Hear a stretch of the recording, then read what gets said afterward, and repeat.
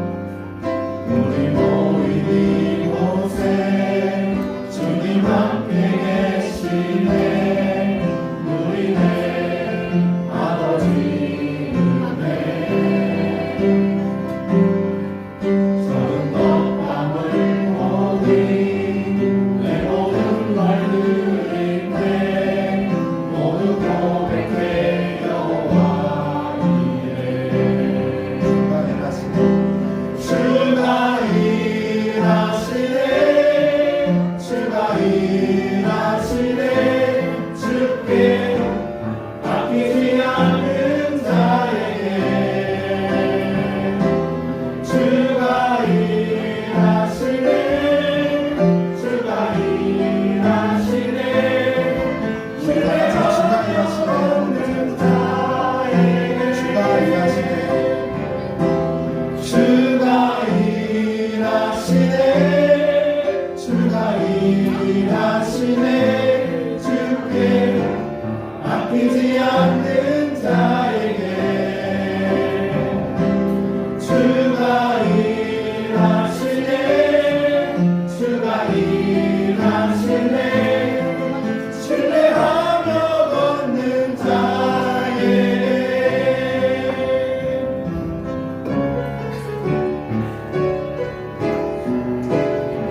마지막 찬양 전능하신 나를 주하나님 가사를 생각하시면서 찬양하시겠습니다. 전능하신 나의 주 하나님은 능치 못하실 전혀 없네. 우리의 모든 간구도 우리의 모든 생각도 우리의 모든 꿈과 모든 소망도 신실하신 나의 주 하나님은 우리의 모든 괴로움 바꿀 수 있네. 불가능한 일에 가시고 죽은 자를 일으키시니 그를 이길 자 아무도 없네.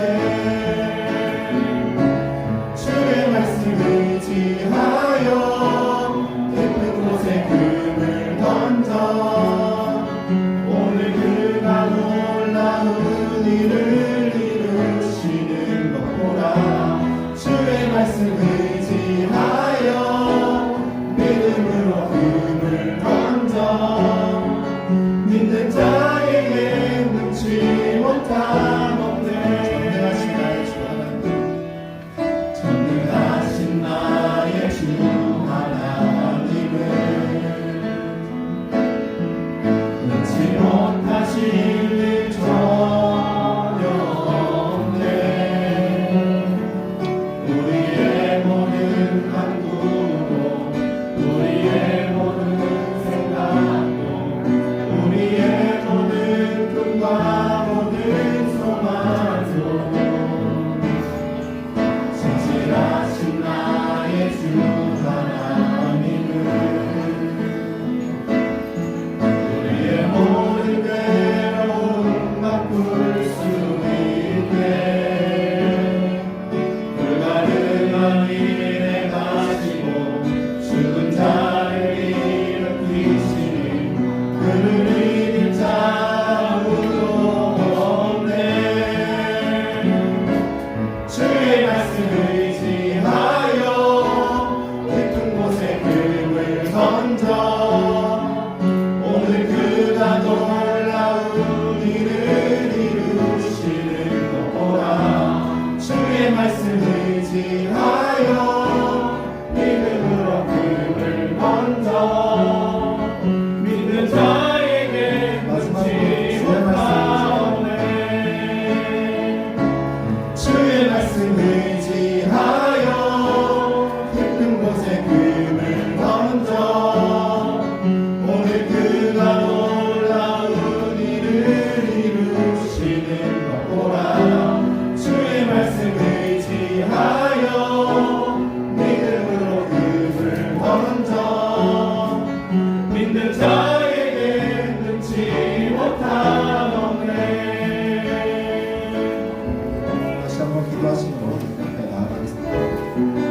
하나님 기도합니다. 우리의 마음을 열어주옵소서. 주님께 향하게 하여 주옵소서. 주님만 바라보게 하여 주옵소서. 주님의 뜻대로 살아가게 하시고 주님의 주시는 은혜를 누리게 하시며 함께하는 시간 되게 하여 주옵소서. 나를 위한 시간이 아니라 하나님을 위한 시간이 무엇인지 알게 하시고 그 가치 있고 그 귀한 시간을 살아내는 우리가 되게 하여 주옵소서. 내 생각, 내 판단이 옳다 여겨지는 그 순간은 하나님과 함께하는 순간인 줄 믿사오니 하나님과 동행하고 함께하는 시간이 가장 귀하고 가장 위대하다는 것을 믿고 나아가는 자들 되게 하시고 오늘 내가 살아갈 힘이 하나님께 오늘을 이겨낼 힘이 하나님께 비록 구름이 닥쳐온다 할지라도 구름을 회피하고 상황을 피해가는 사람들이 아니라 상황을 극복할 수 있는 믿음을 허락하여 주옵시고 무지개를 찾아 떠날 수 있는 자들 되게 하여 주시며 하나님의 보이시는 그 언약의 증거를 찾아서 우리가 한 걸음 한 걸음 나아가게 하시되 구름이 있음을 인정하게 하시고 어둠도 있음을 인정하게 하시고 구름과 어둠을 넘어 하나님이 내게 약속하신 무지개가 있음을 약속을 받고 나아갈 수 있는 우리가 되게 하여 주옵소서. 다양상 속에서 하나님을 찾을 수 있는 자들 되게 하여 주옵소서. 하나님 우리가 나아가는 이 길에서 내가 불협화음을 내는 사람이 아니라 하모니를 낼 수 있는 사람 되게 하여 주시사 하나님 나의 소리가 우리의 소리가 하나 되게 하여 주옵소서. 특별히 우리 다림목교회 교우들의 모든 소리가 하나 되게 하소서. 가정에서 하나 되게 하소서. 직장에서 하나 되게 하소서. 세상 어디에서나 하나 되게 하소서. 우리 교회에서 하나 되게 하소서.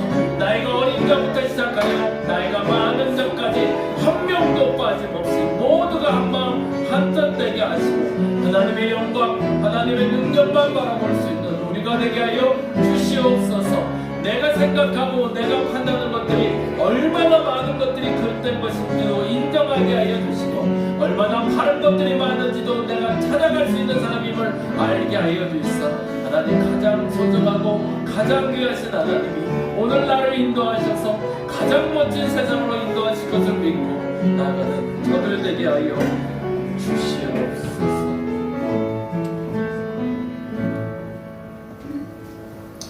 모두 자리에서 일어나 우리 하나님 앞으로 나가도록 하겠습니다.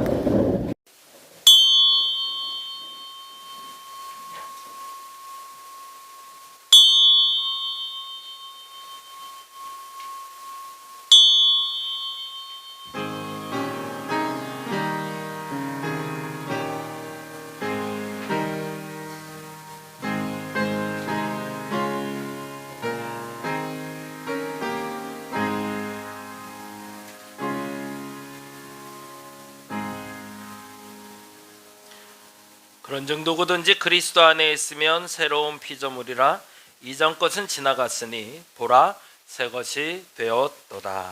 아멘. 찬송가 545장 함께 찬양합니다.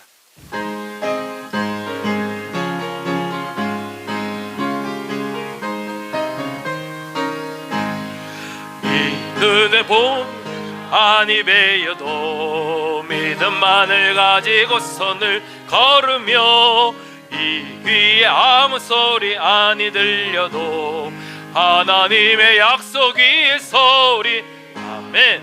걸어가세 믿음 위에 서서 나가세 나가세 의심 버리고 걸어가세 믿음 위에 서서 눈과 귀에 아무 증거 없어도 이 눈에 보기에는 어떠하든지 이미 얻은 증거대로 늘 믿으며 이 마음에 의심 없이 살아갈 때에 우리 소원 주 안에서 이루 걸어가세 믿음 위에 서서 나가세 나가세 의심 버리고 걸어가세 믿음 위에 서서 눈과 귀 아무 증거 없어 아멘. 주님 거룩함을 두고 맹세하 주 하나님 아버지는 참 미쁘다. 그 귀한 모든 약속 믿는 자에게 명치 못할 무슨 일이 있을까. 걸어가세 믿음 위에 서서 나가세 나가세 의심 버리고 걸어가세 믿음 위에 서서 눈과 귀에 아무 증거 없어도 아멘. 교독문 2번 시편 2편에 있는 교독을 우리 함께 합니다. 작은 글씨는 제가, 큰 글씨는 여러분이 함께 읽어주시면 됩니다. 어찌하여 이방 나라들이 분노하며 민족들이 헛된 일을 꾸미는가? 여호와와 그의 기름 부음 받은 자를 대적하며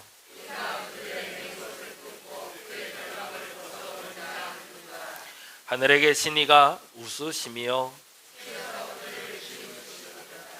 그때에 분을 바라며 진노하사 그들을 놀라게 하여 이르시기를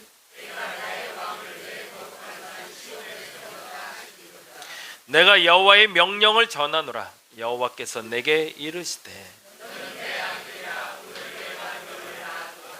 내게 구하라. 내가 이방 나라를 내 유업으로 주리니.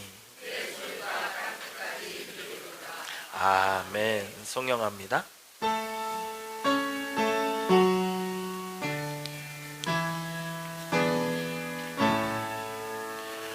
성부 성자와 성령 자손과 영광 돌려 보내세. 대처로 지금까지 또 영원 무궁토록 성삼위께 영광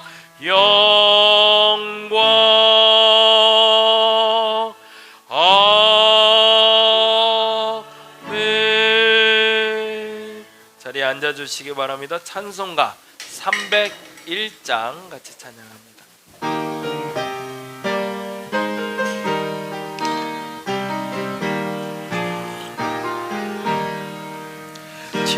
지금까지 지내온 것 주의 크신 은혜라. 한이 없는 주의 사랑 어찌 이루 말하랴. 자나깨나 주의 손이 항상 살펴주시고 모든 일을 주 안에서 형통하게 하시네. 몸도 맘도 연약하나 세임받아 살았네. 물 붓듯이 부으시는 주의 은혜 족하다. 사랑 없는 거리에 나 험한 산길에 맬 때 주의 손을 굳게 잡고 찬송하며 가리라.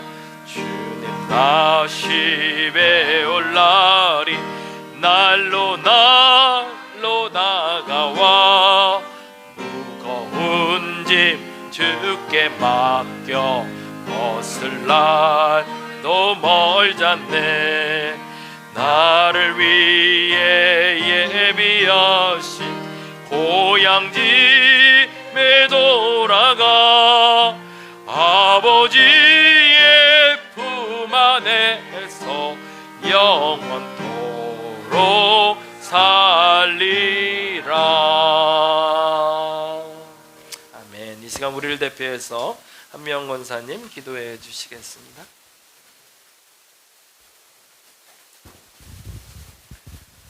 기도드리겠습니다.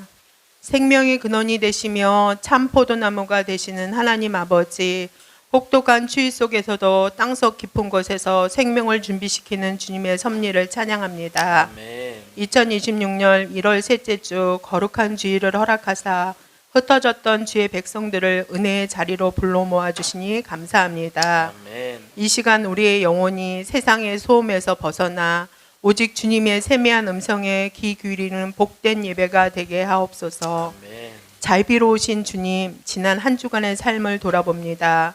나를 떠나서는 너희가 아무것도 할 수 없다 하셨건만 저희는 마치 주님 없어도 스스로 열매 맺을 수 있는 것처럼 교만하게 살아왔습니다. 새해 초의 다짐이 벌써 희미해지고 습관적인 신앙생활에 안주하는 저희의 나태함을 용서하여 주옵소서. 가지가 나무를 떠나면 말라버릴 수밖에 없음을 깨닫사오니 이 시간 회개의 눈물로 우리의 메마른 심령을 적셔주시고 다시금 주님께 젖붙짐되는 은혜를 허락하여 주시옵소서. 아멘. 주님의 피로 세우신 우리 교회를 위해 기도합니다. 우리 교회가 화려한 잎사귀만 무성한 나무가 아니라 성령의 열매가 주렁주렁 맺히는 생명력 넘치는 공동체가 되게 하옵소서. 아멘. 경제적인 한파와 육신의 질병으로 고통받는 성도들을 긍휼히 여겨 주시옵소서. 아멘. 텅 빈 항아리에 물을 가득 채워 포도주가 되게 하신 주님께서 성도들의 결핍을 채워주시고 슬픔이 변하여 기쁨이 되는 기적을 베풀어 주시옵소서. 아멘. 단위에 세우신 목사님을 성령의 능력으로 붙들어 주시옵소서. 오늘 선포될 말씀 창세기 9장 1절에서 17절 말씀 구름에 감추어진 무지개 언약이라는 제목으로 노아 시대처럼 비록 구름에 감추어져 있지만 무지개 언약을 믿고 오늘을 살아내자는 내용으로 말씀을 전하실 때 우리의 마음문이 열려 관절과 골수를 찢어 쪼개며 잠자는 영혼을 깨우는 생명의 양식이 되게 하옵소서. 예배드리는 모든 심령 위에 하늘의 문을 여사 세상이 줄 수 없는 참된 기쁨과 평안으로 채워 주시옵소서.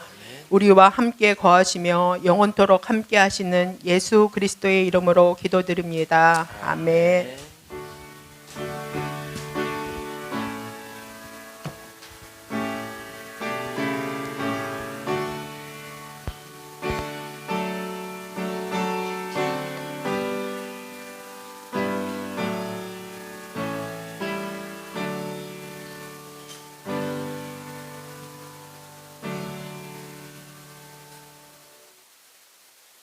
오늘 함께 볼 하나님의 말씀은 창세기 9장에 있는 말씀이 됩니다. 창세기 9장 11절에서 17절 말씀이 되고요.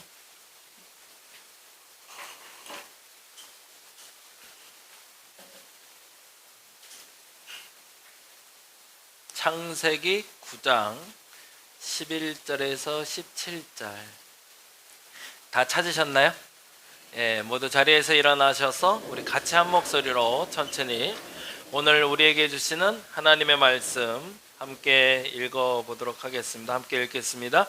내가 너희와 언약을 세우리니 다시는 모든 생물을 홍수로 멸하지 아니할 것이라. 땅을 멸할 홍수가 다시 있지 아니하리라. 하나님이 이르시되 내가 나와 너희와 및 너희와 함께하는 모든 생물 사이에 대대로 영원히 세우는 언약의 증거는 이것이니라. 내가 내 무지개를 구름 속에 두었나니 이것이 나와 세상 사이의 언약의 증거니라.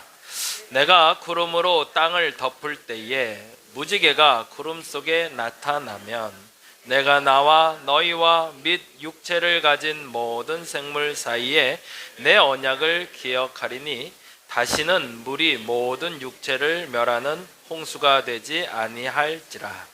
무지개가 구름 사이에 있으리니 내가 보고 나 하나님과 모든 육체를 가진 땅의 모든 생물 사이에 영원한 언약을 기억하리라.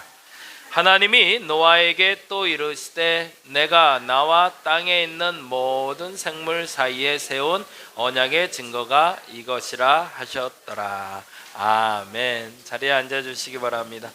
구름에 감춰진 무지개 언약이라는 제목으로 같이 말씀 나누려고 합니다. 부탁드리는 거고 한번 여러분이 고민해 주시고 결정해 주셨으면 좋겠는 게 뭐냐면 창세기 말씀을 그냥 있는 그대로 믿어보자라는 겁니다. 창세기의 말씀은 사실은 이야기가 많이 들어가 있어요. 그러다 보는데 그 이야기가 굉장히 허황되게 보이는 이야기들도 많이 들어가 있습니다. 그래서 야 이게 진짜 있었던 일이 맞아?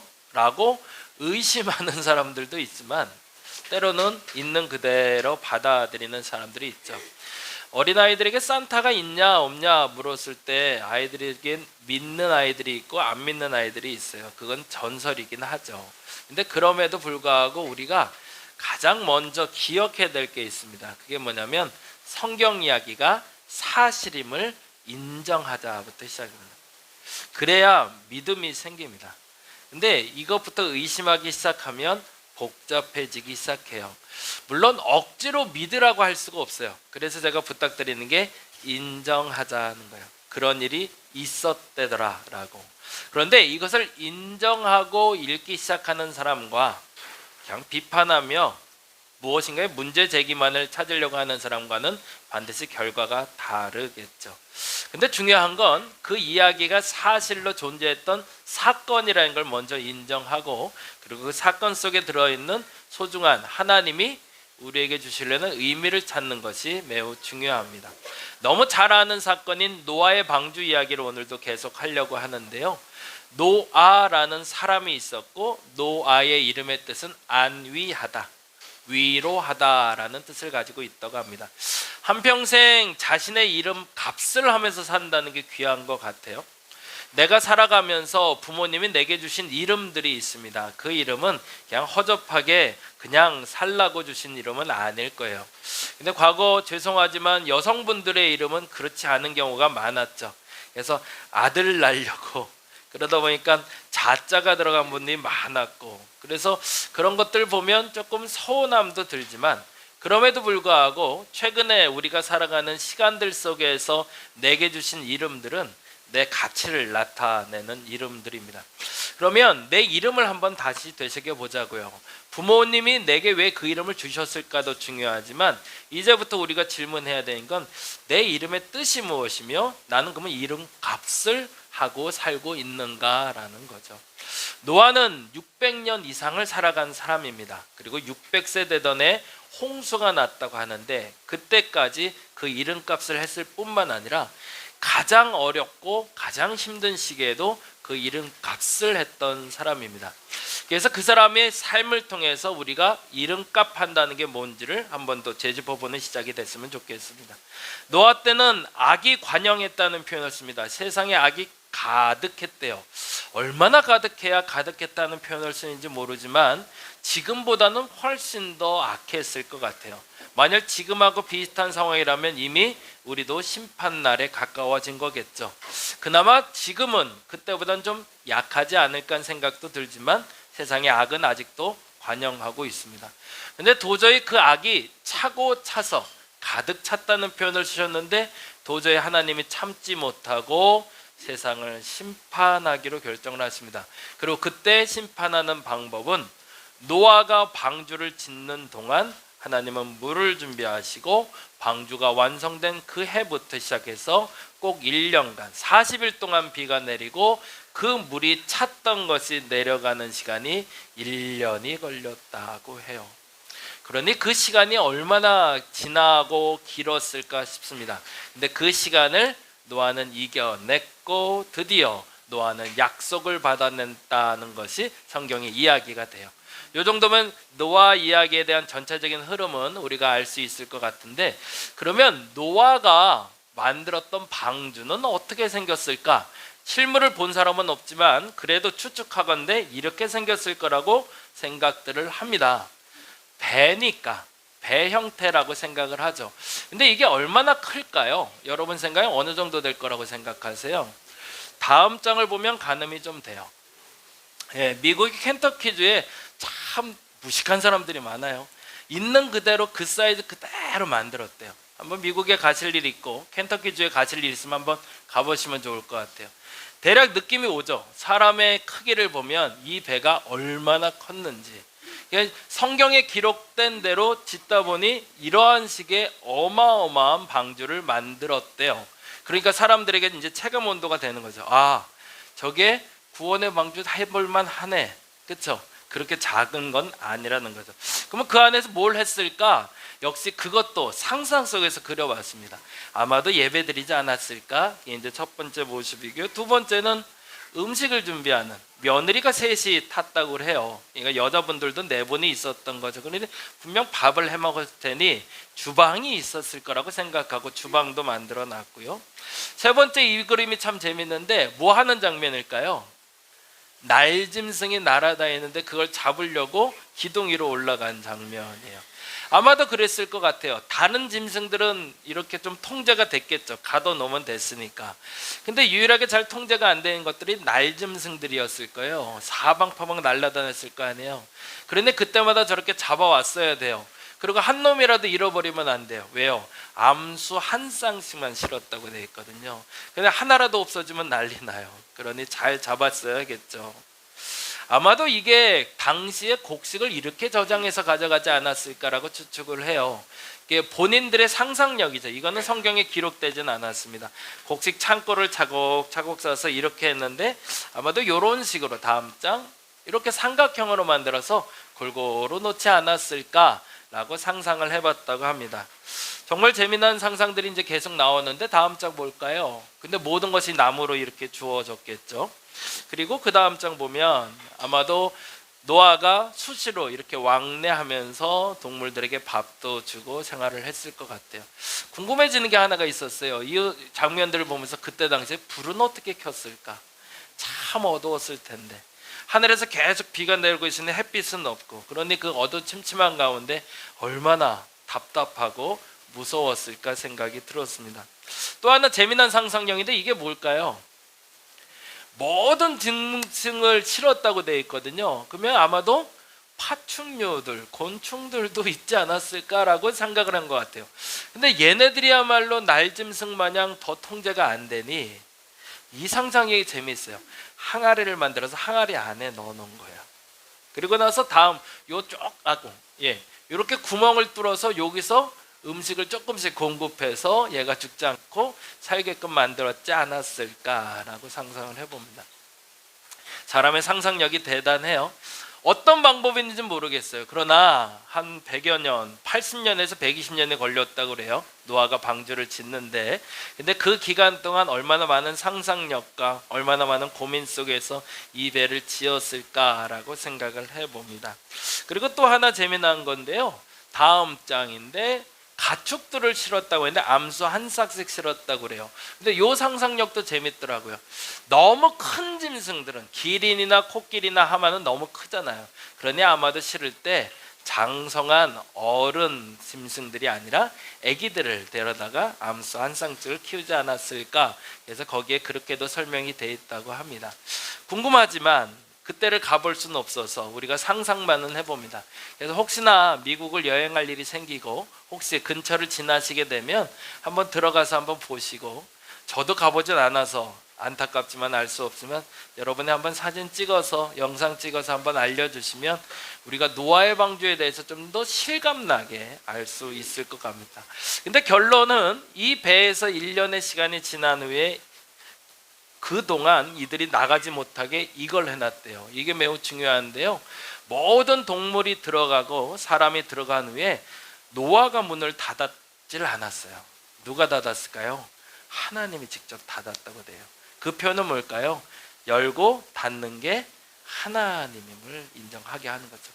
그 문은 아마 이렇게 열린 문이라고 말할 수도 있을 것 같고, 배에서 보통 열리는 문처럼 위아래로 성문이 열리듯이 그럴 가능성도 있을 것 같아요. 중요한 건 문이 하나였다는 겁니다. 그래서 이 문이 열리지 않는 한 밖으로는 도저히 나갈 수 없는, 그리고 창도 하나였다고 그래요. 닷도 없었고 너도 없었고. 그러니 지난주 말씀드린 대로 그 안에 그 역한 냄새와 그 상황이 얼마나 힘들었을까 싶은 거죠. 그리고 그 모든 상황을 어떻게 했다? 노아가 위로했다, 안위했다고 표현하고 있습니다. 그리고 나서 결국에 나타난 게 이 무지개가 뜨면서 세상 밖으로 노아가 나오게 되죠. 그래서 오늘 이 노아 이야기의 무지개 사건 이야기를 집중해서 같이 말씀을 좀 나눠보려고 합니다.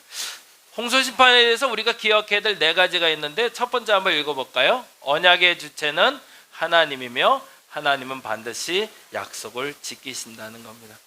우리가 신앙생활하면서 정말로 기억해야 될 게 있는데요. 그건 하나님을 의심하지 말자는 거예요. 만일에 하나님이 약속하셨다면 반드시 그 약속 지키실 겁니다. 그 믿음마저 없다면 우리가 하나님 믿을 필요 없겠죠. 그래서 여러분에게 하나님이 이것을 행할 것이라는 마음을 주셨다는 표현이 참 어려운 표현이긴 한데, 하나님의 뜻을 분별할 때 가장 익숙한 표현은 내 마음에 드는 생각입니다. 이걸 하고 싶다, 이거 해야겠다, 이걸 하지 않으면 안 되겠다라는 마음과 생각을 주실 때, 내가 떠올랐다가 아니라 주셨다라는 표현을 들 땐 그대로 행하시기 바랍니다. 그리고 반드시 하나님은 그 일을 이루어 주실 겁니다. 왜? 우리 하나님은 당신이 약속한 건 절대 불변하지 않는 분이기 때문입니다. 9장 11절에 그래서 이렇게 얘기하고 있어요. 읽어볼까요? 내가 너희와 언약을 세우려니 다시는 모든 생물을 홍수로 멸하지 아니할 것이라. 땅을 멸할 홍수가 다시 있지 아니하리라. 약속을 하셨네. 뭐죠?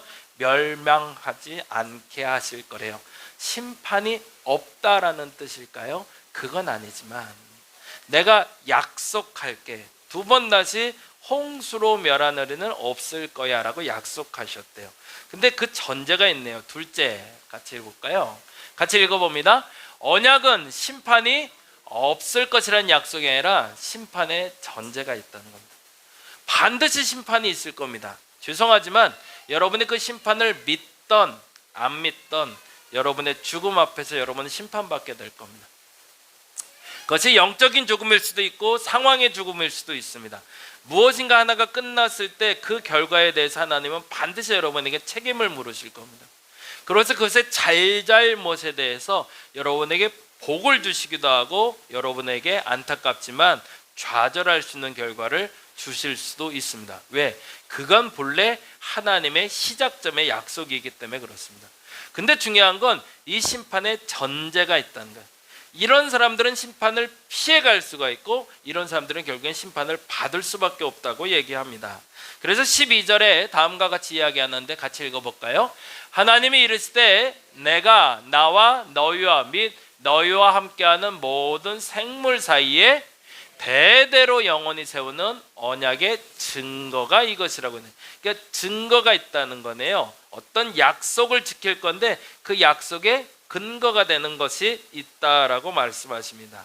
그리고 13절에 이렇게 얘기합니다. 내가 내 무지개를 구름 속에 두었나니 이것이 나와 세상 사이의 언약의 증거라고. 그러면 우리가 그 증거만 찾아낼 수 있으면 심판을 벗어날 수 있다는 얘기가 되겠네요. 그래서 세 번째 우리가 또 기억해야 될 게 있는데요. 같이 읽어볼까요? 하나님이 구름으로 세상을 덮을 것이라는 거예요. 이 부분에 대해서 여러분이 잘 기억하셔야 되는데 심판과 고난은 차이가 있습니다. 고난은 심판의 징조이지 고난이 심판이 아닙니다.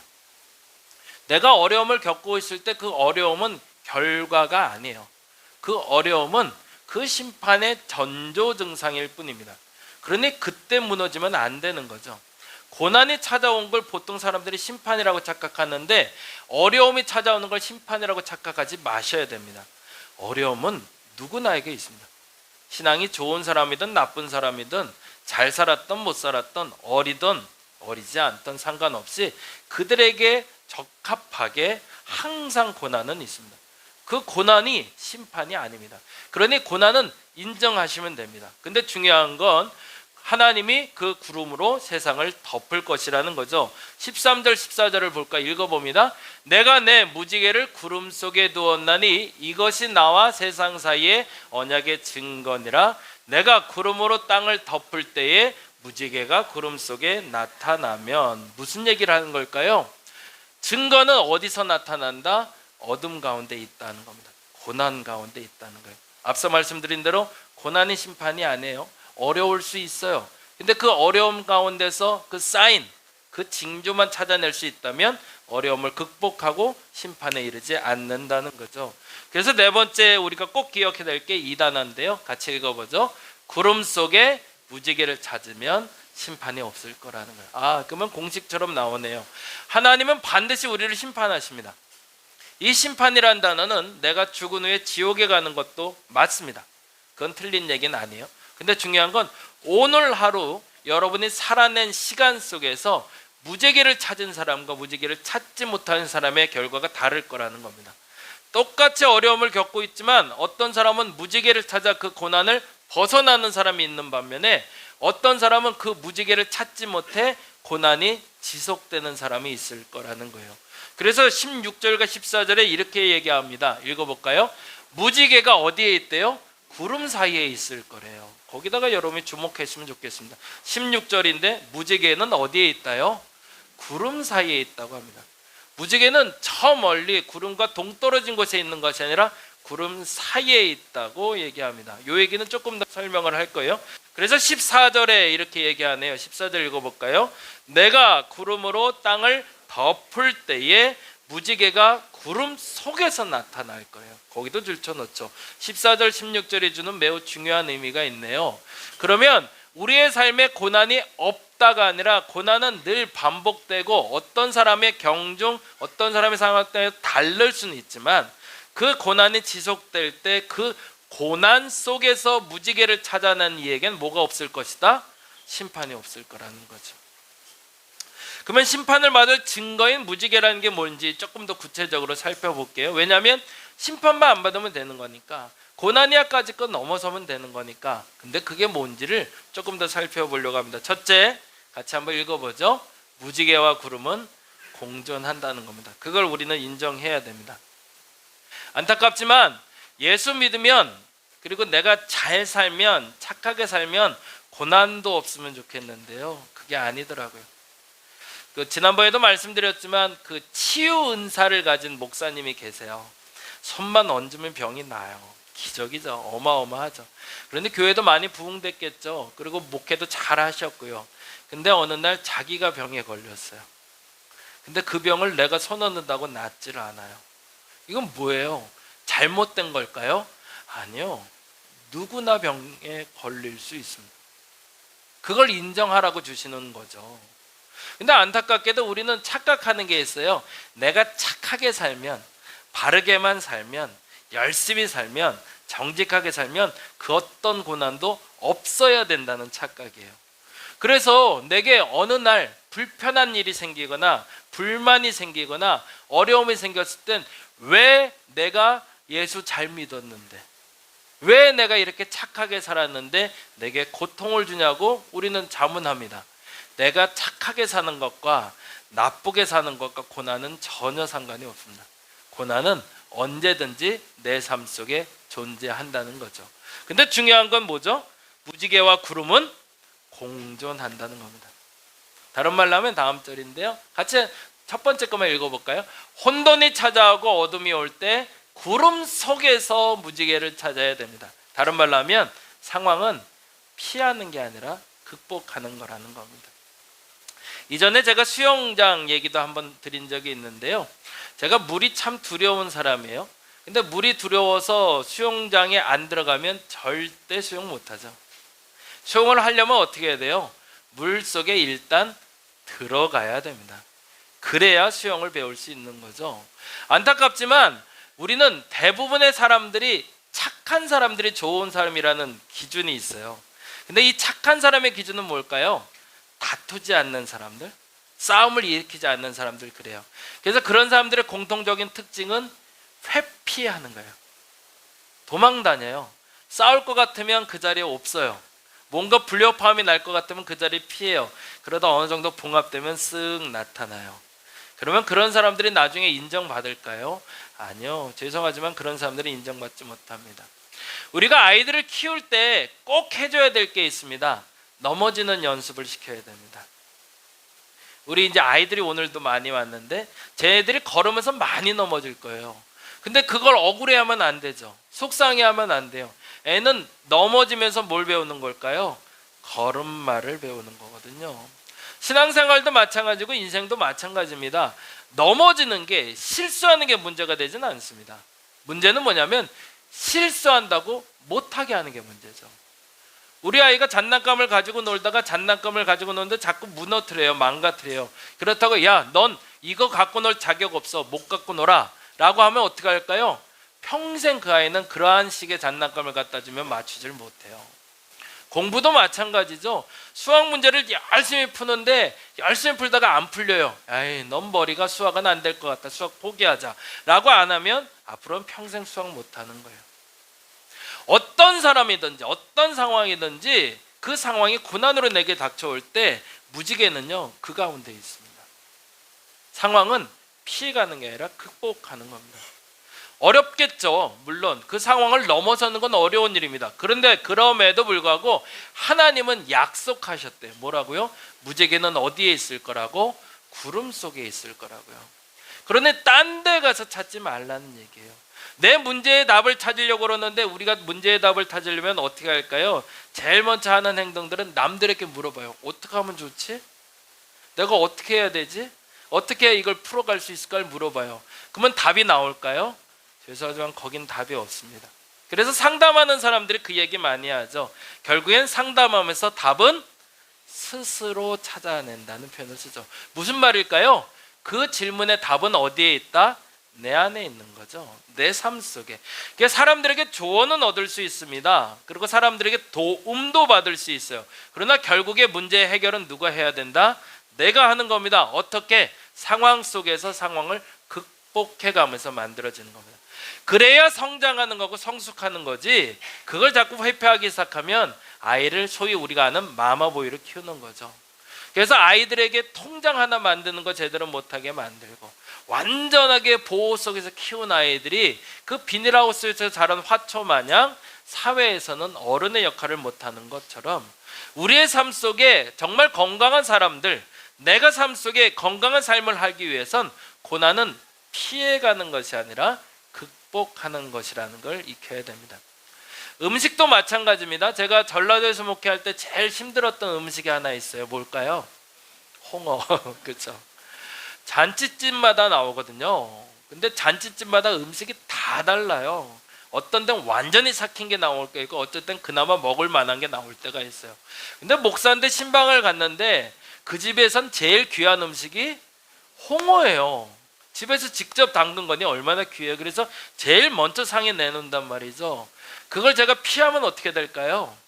이제 우린 남남이에요. 신방 가서 교회 나오지 말라는 얘기하는 거하고 똑같은 거거든요. 전면 진짜로 죄송한데 와, 화학질이 나오더라고요. 먹었는데 냄새도 너무 힘들고. 근데요, 그걸 내가 넘어서지 않으면 내가 전라도에서 목회를 못하는 거죠. 근데 하나님의 은혜가 물론 있더라고요. 불가능한 음식들도 물론 있는 것 같긴 해요. 근데 그게 익숙해지기 시작하니까요, 음식이 좋아지는 게 아니라 누가 좋아질까요? 사람이 좋아지기 시작하더라고요. 극복은 내게 삶의 변화도 가져오지만 성장을 가져옵니다. 무지개를 찾을 때 딴 데서 찾지 마시기 바랍니다. 무지개는 어디 있다고요? 여러분의 고난, 여러분 삶 가운데 있습니다. 두 번째, 같이 읽어볼까요? 하나님이 구름도 주시고 무지개도 주신다. 그래서 가능한 거거든요. 구름은 하나님과 별개의 사건이고 무지개는 또 하나님이 주신 거라면 이거는 말이 안 되는 거예요. 구름도 하나님이 지배하시는 거고 무지개도 하나님이 지배하시니 가능한 거죠. 그러니까 다른 말로 하면 이 얘기인데요. 같이 읽어볼까요? 구름을 만드신 분도 하나님이면 반드시 구름 속에 무지개가 있다. 자신의 잘못과 하나님의 고난을 구별할 수만 있으면 됩니다. 좀 더 구체적으로, 그러면 고난이라는 게 뭘까? 첫 번째 고난은 잘못에 대한 대가입니다. 지난번에도 말씀드린 대로 우리가 죄를 짓는데요, 죄의 시작은 뭐라고 그랬죠? 제가 반복해서 말씀드렸는데 실수입니다. 죄를요 먼저 지으려고 애쓰는 사람들은 별로 없어요. 근데 죄는 어디서 스며들어오기 시작하면 실수에서 들어와요. 말 실수에서 시작되고요, 행동의 실수에서 시작이 돼요. 그래서 그 실수가 반복되면 죄를 낳아요. 그래서 우리가 뭘 해야 되냐면 실수는 빨리 인정하시면 돼요. 그래서 그 얘기 많이 하잖아요. 컵을 설거지하다 깰 수 있어요. 그건 나쁜 건 아니에요. 잘못이니까, 그냥 실수한 거니까 인정하면 돼요. 아, 내 손이 미끄러워서 그랬으니까 다음부터는 고무장갑 껴야지, 다음부터는 퐁퐁 묻히기 전에 어떻게 해야지, 뭐 이런 공식을 스스로 만들어내면 돼요.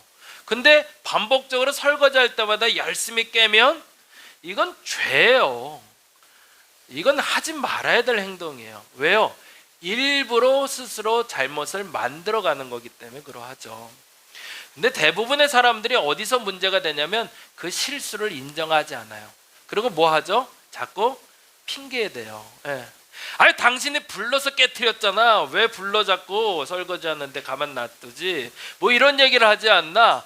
딴 생각하다 자기가 깨먹어 놓고서 남 탓하고 남 핑계 대요. 그러면서 내가 마치 안 한 거지 양 이야기를 하죠.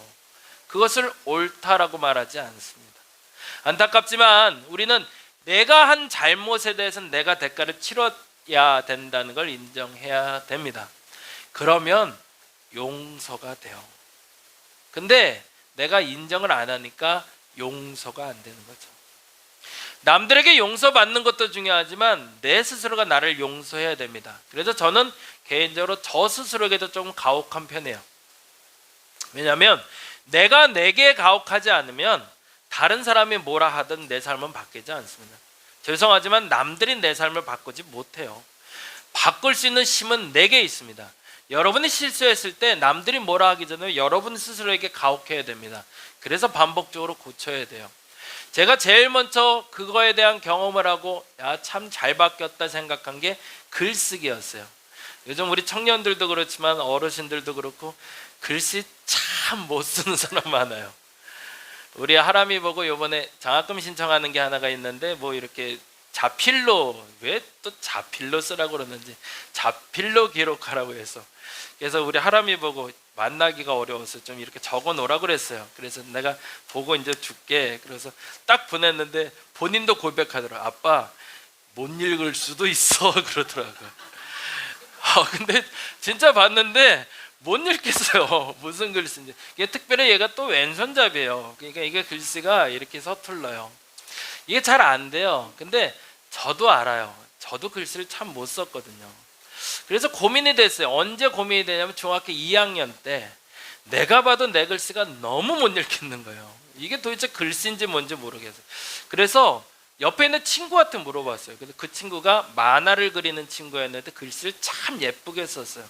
어떻게 하면 예쁘게 쓰냐 그랬더니 이 친구가 공식을 아는 친구였어요. 한번 여러분도 해보세요. 글씨가 잘 안 되는 분은 제일 먼저 중요한 건 뭘까요? 천천히 쓰는 겁니다.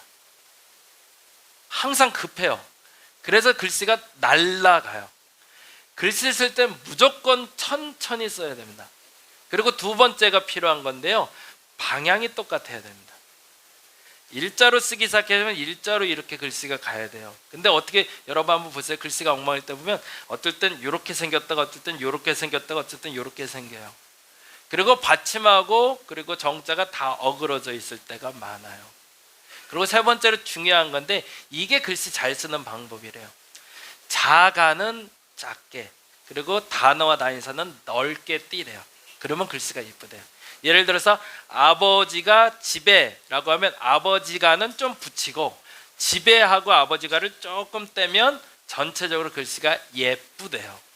이게 공식이더라고요. 여러분 한번 글씨 쓸 때 한번 해보시기 바랍니다. 글 잘 쓰는 분들은 상관없는데 글씨 쓰는 게 영 형편없다라고 여겨지시는 분들은 스스로 연습을 하는데, 첫째는 급하지 말자. 그래서 천천히 쓰는 연습을 하되, 대신 어떻게 하냐면 방향이 똑같게 이렇게 한쪽으로 기울기로 쓰려면 기울기로 계속 쓰시고, 일자로 쓰면 일자로, 그리고 대신 단어와 단어는 조금 자간을 넓게, 그리고 자간은 조금 붙여서 한번 써보시기 바랍니다. 그리고 제일 중요한 건 그 친구가 가르쳐준 마지막인데, 작은 글씨를 쓰지 말라고 그러더라고요. 큰 글씨를 써버릇해야 작은 글씨가 예뻐진대요. 그래서 글씨는 큼지막하게 한번 써보시면 도움이 될 겁니다. 근데 중요한 건 앞서 말씀드리고 싶은 건데요, 내가 글씨를 잘 못 쓴다는 것을 인정하지 않으면 못 고치는 거죠. 고치고 싶어야 고쳐지는 거죠. 우리 하람이가 그래서 고치고 싶대요. 그래서 이게 딱 아빠가 좀 급한 사람이라, 그래서 어떻게 하면 고치고 싶어 그랬더니 자기가 성경 필사를 해보겠다는 거예요. 그럼 어떻게 했을까요? 그날 바로 주문했죠. 그래서 책상 위에 탁 올려놔줬어요. 어떻게 됐을까요? 아직도 놓여 있더라고요. 그냥 아직은 못 고칠 것 같아요. 근데 바뀔 거예요. 언제? 자기가 인정하고 바꿔야 됐다고, 실수를 인정하고 잘못을 인정하죠. 그 사람들은 용서받을 수 있고 바뀔 수 있는 힘이 있습니다. 고난도 마찬가지입니다. 내가 반복하는 실수에 대해서만 인정하면 바뀔 수 있습니다. 두 번째로 중요한 건데요, 요건 조금 달라요. 사단의 공격이 있어요. 우리는 영적인 존재입니다. 그래서 내가 아무것도 안 했는데, 내가 잘못도 안 했고 잘한 것도 없고 아무것도 안 했는데 내가 괴롭게 될 때가 있어요. 그때는 어떻게 하면 될까요? 죄송하지만 이해가 안 될 때라는 표현이에요. 납득이 안 돼요. 왜 내가 재정적으로 이렇게 어려워지지? 왜 자꾸 내가 병에 걸리는 거지? 왜 이렇게 힘든 거지? 모르겠어요. 그때 우리가 제일 많이 쓰는 게 인내하라는 겁니다. 버텨내셔야 됩니다. 아무런 이유가 없습니다. 그때 단지 사단이 내가 너무 미운 거예요. 거기엔 다른 이유가 없어요. 왜 사단이 나를 미워하게 됐는지, 왜 나를 공격하고 싶었는지 그걸 따지고 들자면 그것조차 복잡해집니다. 그때는 어떻게 하시면 되냐면 기다리셔야 됩니다. 그리고 버텨내시는 게 가장 고난을 극복하는 힘이 됩니다. 그걸 우리는 욥기에서 보게 되죠. 욥기는 41장까지 반복되는 얘기가 나옵니다. 근데 그 반복되는 얘기 속에서 꾸준히 하는 얘기가 있어요. 이유를 물어요. 왜 내게 고난이 왔죠? 내가 왜 어려운 거예요? 욥은 납득할 수가 없어요. 근데 그때 끊임없이 하나님은 아무 대답도 안 하세요. 그리고 뭐 할까요? 시간이 지나가게 하세요. 그리고 기다림의 끝에서 하나님이 나타나십니다. 세 번째로 중요한 게 있는데요. 하나님의 연단입니다. 이 하나님의 연단이 왔을 땐 가장 중요한 게 순종입니다. 이때는 분명 하나님이 여러분한테 하라고 하시는 게 있어요. 그땐 그걸 하셔야 돼요. 어느 날인데 똑같이 어려웠는데 재정적인 어려움이 왔는데 마음에 11조를 해야겠다는 마음이 생겼어요. 하나님 주신 거죠. 그럼 어떻게 하면 될까요? 순종하시면 돼요. 만일에 어느 날 사람들과 관계가 자꾸 어그러져요. 근데 엉뚱하게 이 어그러지는 상황 속에도 전도해야겠다는 마음을 주셨어요. 그럼 어떻게 하면 될까요? 이 어그러진 관계를 회복하기 위해서 또 다른 방법을 찾아가기보다 하나님이 전도하라 하셨으니 전도하시면 돼요. 그러면 문제가 풀려갑니다. 아브라함에게 이삭을 바치라라는 사건이 나타납니다. 그때 아브라함은 한시도 머뭇거리지 않고 앞으로 나갑니다. 뭐 한 거죠? 순종하죠. 그러니까 이삭에게 하나님이 다시 살려주십니다. 아브라함에게 이삭을 주리라 약속하신 게 75세였어요. 그리고 25년을 기다리는 동안 아브라함에게 계속 질문한 게 있었어요. 그건 인내가 아니었어요. 하나님의 방법대로 아이를 낳으라는 거예요. 근데 안타깝게도 아브라함이 그 말을 이해를 못해요. 그래서 어느 시점에 되니까 장자가 없으니 이 종이 내 장자가 될 겁니다라고 얘기하자 그건 아니야 라고 얘기하죠. 그때는 아무 일도 없었어요. 근데 얼마 지나지 않아 도저히 시간이 많이 지났는데 아이가 없자 그때 아내된 사라가 여인을 데려옵니다. 그리고 아이를 갖게 도와줘요. 공식적으로 맞아요. 아브라함의 씨니까. 그러니 내 장자가 맞아요. 근데 하나님이 또 아니라 그러세요. 뭐 하는 거죠? 불순종인 거죠. 잘못된 순종을 해왔던 거죠. 근데 99세가 되었을 때 비록 아브라함과 사라 사이에 아이가 생길 거라고 약속을 하십니다. 그리고 순종하자 100세의 아이를 낳아요. 그러면 공식이 있네요. 잘못했을 때 뭐 하면 돼요? 돌아서시면 돼요. 실수 인정. 에덴 동산에서 그걸 못했잖아요. 아담과 하와가 그걸 인정 못하니까 쫓겨난 거잖아요. 그거 인정했으면 에덴에 아직 살고 있었을 거라고요. 욥은요 기다리면 돼요. 버텨내면 돼요. 그리고 마지막 세 번째, 하나님이 연단 주실 때 뭐 하면 된다고요? 순종하셔야 돼요. 왜 하라는 걸 안 해서 계속 고난 가운데 있으려고 하지 마세요. 하나님이 순종하라 하시면 그 순종만 하시면 됩니다. 세 번째 중요한 게 있네요. 그러면 어떻게 만들자는 걸까요? 결과적으로 다음 장 무지개는 뭐가 있대요? 7세상이 함께 어우러지는 게 이게 방법이에요. 그러면 하나님이 원하는 방식의 마지막은 뭘까요? 이걸 얘기하고 싶은 거죠. 읽어보겠습니다. 다양성을 인정하고 조화를 찾아내는 것이 구름 속에서 하나님의 증거라는 겁니다. 결국에 무지개는 우리가 아는 것처럼 저 하늘에 떠 있는 예쁜 7색깔의 어떤 형상을 말하는 것이 아니라 뭐예요? 문제 해결, 고난의 해결은 뭐가 있다? 다양하다는 걸 인정하고 조화를 만들어낼 수 있다면 그 상황은, 그 과정은, 그 가정은 절대 심판에 이르지 않는다는 거죠. 회복은 뭘까요? 끊어진 관계, 단절된 관계가 회복되는 겁니다. 무지개란 다른 것에 있는 것이 아니고 내게 있는 다양한 문제들 중에 틀렸다고 포기했던 것들, 다르다고 멈춰있던 것들을 하나로 만들어서 하나 되게 하는 것이 진정한 무지개라는 겁니다.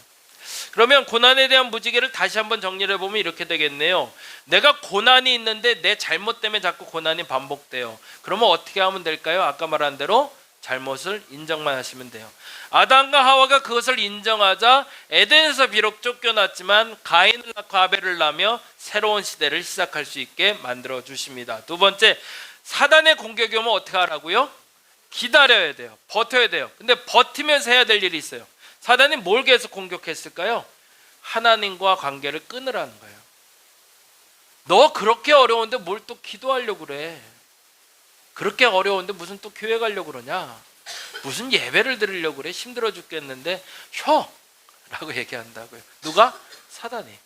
아무 이유도 없어요. 그냥 내가 힘들다고 내가 피곤하다고 생각하는데 자꾸 유혹이 와요. 하기 싫어져요. 귀찮아져요. 그리고 안 해도 될 것 같은 생각이 자꾸 들어요. 그땐 뭘 끊는 거예요? 사단이 끊임없이 뭘 끊어보고 싶어요? 하나님과 나와의 관계를 끊어버리고 싶은 거죠. 그리고 그걸 단절시켜야 뭐가 이기니까? 자기가 이길 수 있으니까. 그래서 인내한다는 말은, 기다린다는 말은 그냥 버티고 끙끙대고 있으라는 얘기가 아니라 그 가운데도 그럼에도 불구하고 나의 하나님을 고백하라는 겁니다. 그러면 그 사람에게 반드시 그 고난은 넘어서게 무지개가 나타난다는 거죠. 그래서 욥의 마지막 결론은 어떻게 나죠?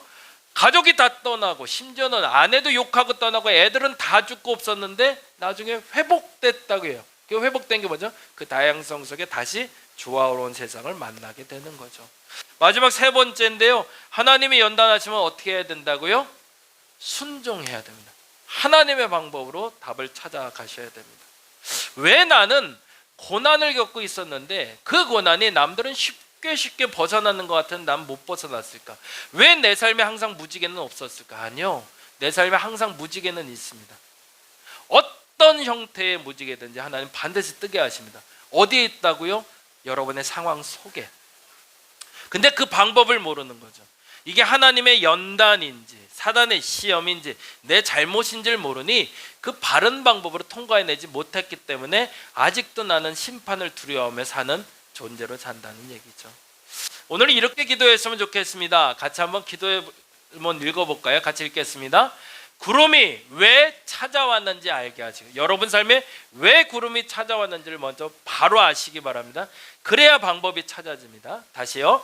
구름이 왜 찾아왔는지 알게 하시고 구름 속 무지개를 찾아 다양성 속의 조화를 찾아 오늘의 구름을 걷어내게 하소서. 2026년엔 여러분께 안개처럼 걷혀있던 모든 구름들이 사라지기를 간절히 바랍니다. 방법은요, 무지개를 찾으시면 됩니다. 그 무지개를 찾을 수 있는 저와 여러분 되시기를 간절히 바랍니다. 기도하겠습니다. 하나님이 내 삶에 무지개를 뜨게 하실 줄로 믿습니다. 아니, 무지개를 숨겨 놓으셨습니다. 근데 안타깝게도 나는 그 무지개를 찾아가지 않고 구름 속에서만 헤맸습니다. 이제는 구름 속에서 빠져나오려고 합니다. 회피하지 않겠습니다. 잘못이라면 인정하면 되고, 사단의 공격이라면 내가 끝까지 버텨 하나님과 관계를 유지하면 되고, 하나님이 주신 연단이라면 순종하면 됩니다. 순종하며 하나님이 주신 그 무지개를 찾아 떠나는 여정 되게 하여 주시고, 마침내 그 무지개에 도달하는 저들 되게 하여 주시옵소서. 감사합니다. 고마우신 예수님 이름으로 기도드립니다. 다 같이 사도신경으로 신앙 고백 드립니다. 전능하사 천지를 만드신 하나님 아버지를 내가 믿사오며 그 외아들 우리 주 예수 그리스도를 믿사오니 이는 성령으로 잉태하사 동정녀 마리아에게 나시고 본디오 빌라도에게 고난을 받으사 십자가에 못 박혀 죽으시고 장사한 지 사흘 만에 죽은 자 가운데서 다시 살아나시며 하늘에 오르사 전능하신 하나님 우편에 앉아 계시다가 저리로서 산자와 죽은 자를 심판하러 오시리라. 성령을 믿사오며 거룩한 공예와 성도가 서로 교통하는 것과 몸이 다시 사는 것과 영원히 사는 것을 믿사옵나이다. 아멘. 그리스도의 희생과 은혜에 합당한 삶을 살려고 굳게 결심하는 분들을 이 거룩한 식탁에 초대합니다. 겸손한 마음으로 이 성만찬 전에 참여하시기 바랍니다. 잠시 기도하겠습니다. 전능하신 창조주 하나님, 언제 어디서나 주님께 감사드리며 지극히 당연하고도 기쁜 일입니다. 저희를 하나님의 형상대로 창조하시어 생명의 숨을 불어넣으사 주님의 영광을 드러내게 하셨습니다. 때론 저희가 주님께서 멀리 떠나도 주님은 한결같이 저희를 사랑해 주시고 구원의 바른 길로 이끌어 주십니다.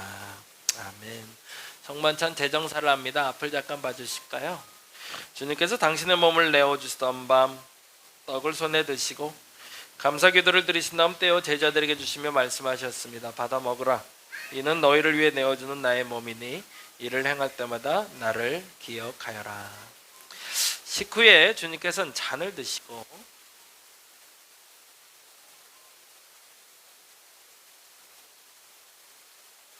감사기도를 드리신 후에 제자들에게 주시며 말씀하셨습니다. 이 잔을 마시라. 이는 죄사함을 얻게 하려고 많은 사람을 흘린 새 언약의 피니 이를 행할 때마다 나를 기억하여라. 아멘. 성령 임재의 기원을 드립니다. 거룩하신 하나님, 일찍이 주님께서 세상에 보내셨던 성령을 지금 다시 보내주시사 진설된 떡과 포도주에 임하셔서 이 식탁을 성별하여 주옵소서. 또한 성령께서 여기 모인 저희 위에 함께하사 이 떡과 포도주로 영원한 생명의 양식이 되게 하시며 이를 먹고 마심으로 그리스도의 새로운 몸을 입어 세상을 변화시키는 능력이 되게 하옵소서. 아멘.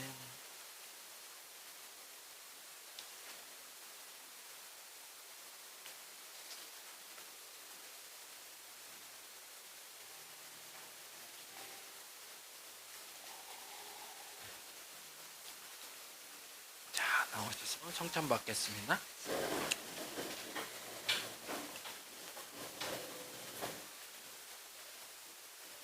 그리스도의 몸입니다.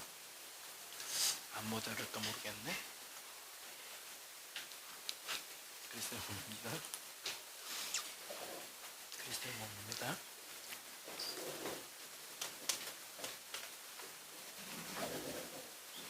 그리스도의 몸입니다. 그리스도의 몸입니다. 그리스도의 몸입니다. 그리스도의 몸입니다.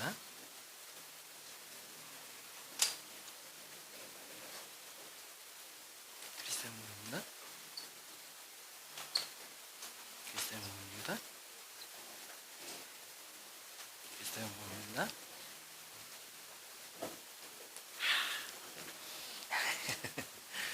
그리스도의 몸입니다. 아빠도 가져가야지. 그리스도의 몸입니다. 그리스도의 몸입니다.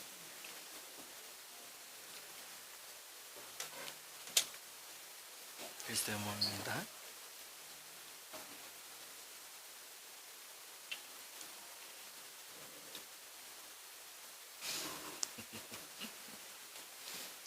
그리스도의 몸입니다.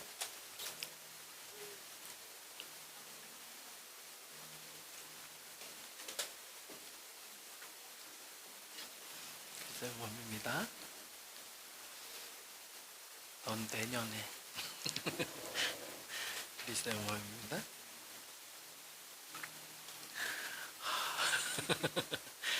그리스도의 몸입니다.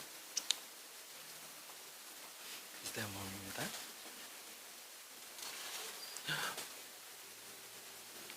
그리스도의 몸입니다.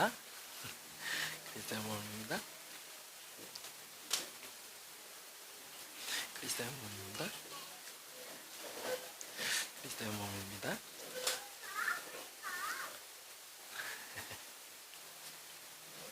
그리스도의 몸입니다.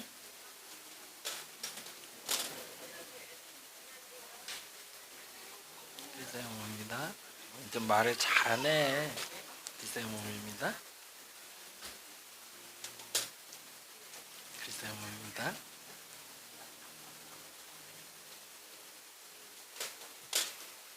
그리스도의 몸입니다. 그리스도의 몸입니다. 그리스도의 몸입니다. 그리스도의 몸입니다. 안녕하세요. 감사합니다 해야지. 땡큐. 맛있네. 그리스도의 몸입니다. 그리스도의 몸입니다. 그리스도의 몸입니다.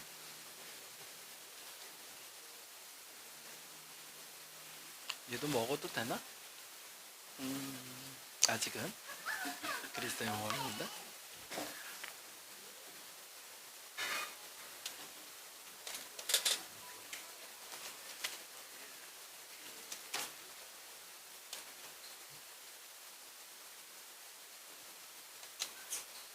함께 주기도문 합니다. 하늘에 계신 우리 아버지여,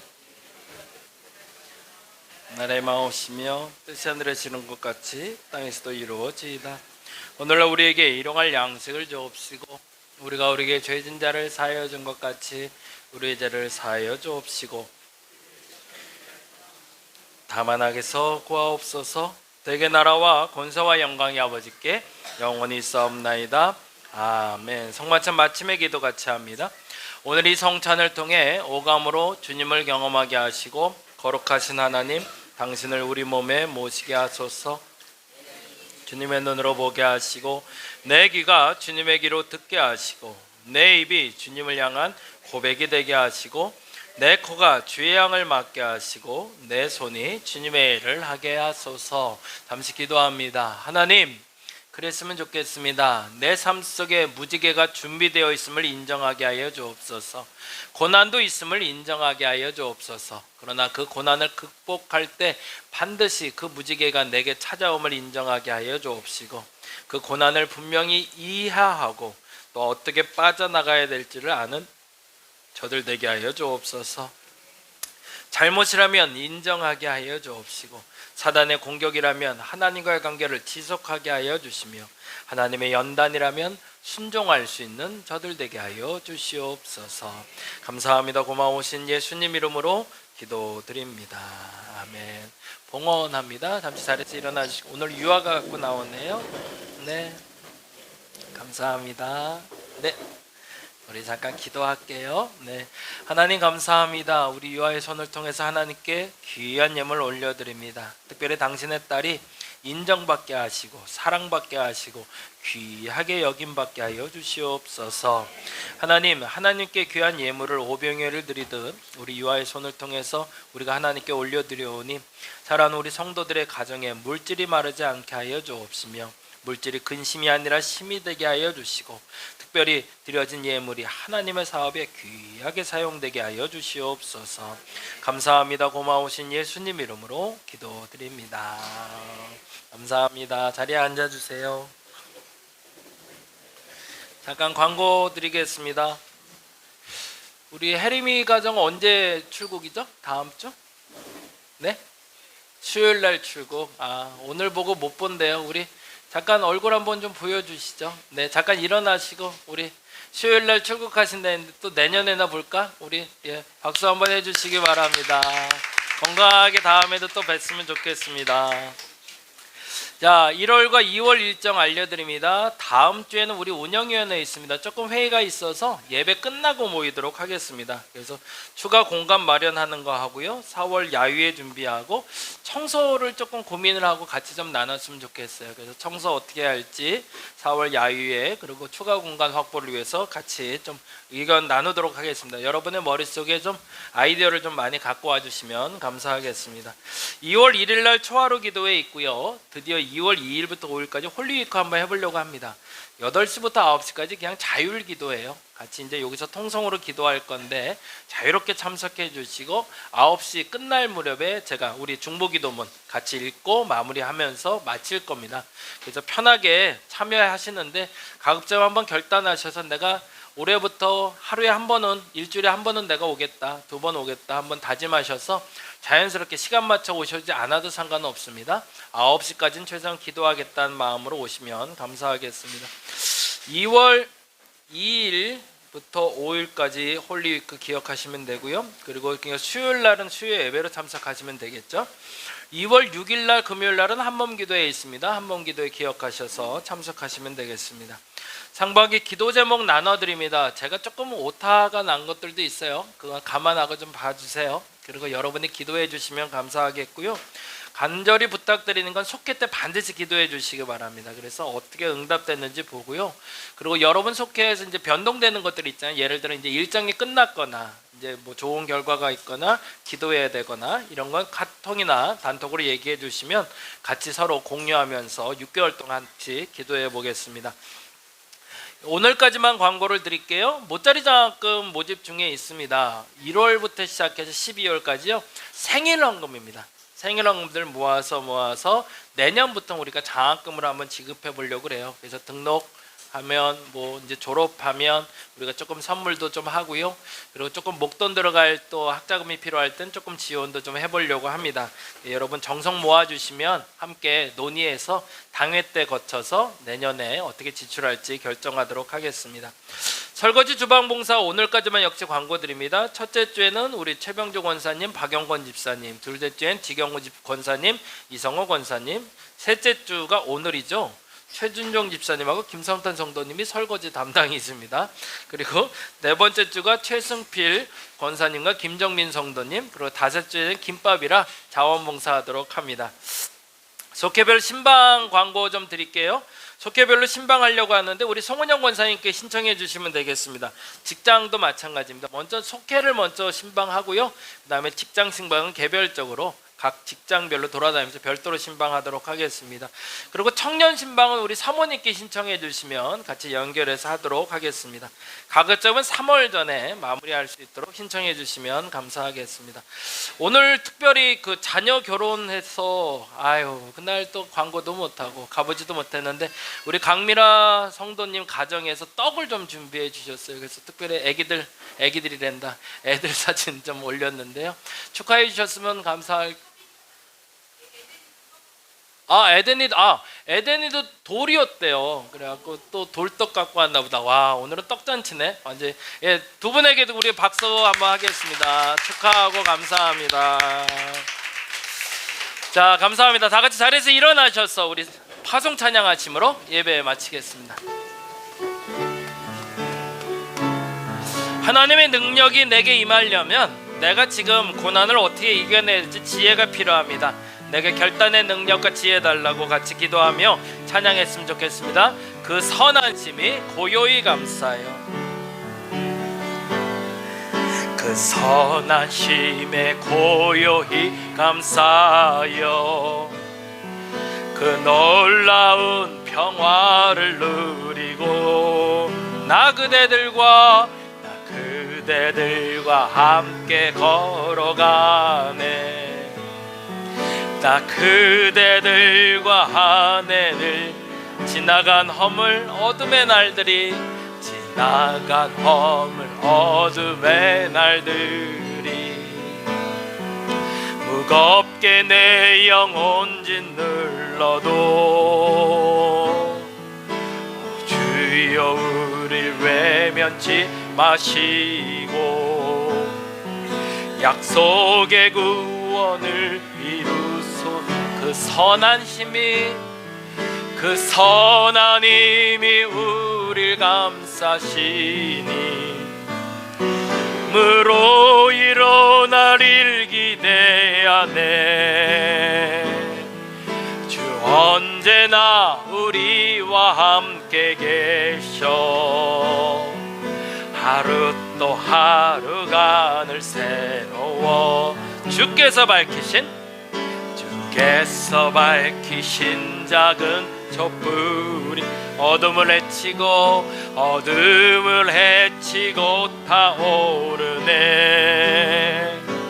그 빛에 우리 모두 하나 되어 오늘이 비추게 한 그 선한 힘이 그 선한 힘이 우릴 감싸시니 믿음으로 일어나릴 기대하네. 주 언제나 우리와 함께 계셔. 하루 또 하루가 늘 새로워. 이 고요함이 깊이 번져갈 때 저 가슴 벅찬 노래 들리네. 다시 하나가 되게 이끄소서. 진의 빛이 빛나는 이밤, 그 선한 힘이 우릴 감싸시니 믿음으로 일어나릴 기대하네. 주 언제나 우리와 함께 계셔. 하루 또 하루간 그 선한 힘이 우리를 감싸시니, 그 선한 힘이 우리를 감싸시니 믿음으로 일어나릴 기대하네. 주 언제나 우리와 함께 계셔. 하루 또 하루가 늘 새로워.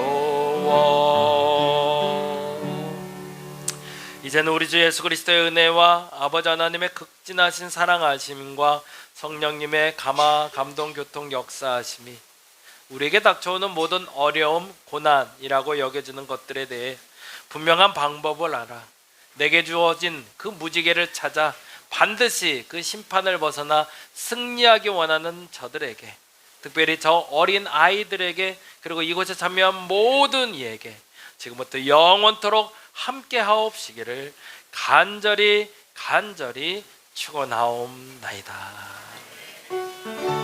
하나님, 이겨내게 하소서. 어려움은 이겨내게 하소서. 방법을 알게 하소서. 나의 실수라면 인정하게 하시고, 나의 죄라면 인정하게 하시며, 사단의 공격이라면 하나님과의 관계를 지속하게 하여 주시고, 하나님의 연단이라면 순종하여 이겨내게 하여 주시옵소서. 정답을 주셨사오니 정답대로 살아가게 하시고, 저 하늘의 무지개가 아니라 내 안에 있는 무지개를 찾아 떠나는 저들 되게 하시고, 그 무지개를 찾아내게 하여 주시며, 오늘도 구름이 걷히고 그 구름은 사라지고 무지개가 내 삶에 떠오르게 하는 2026년 한 해 되게 하여 주시옵소서. 하나님께 영광의 박수 돌리겠습니다. 우리 같이 식사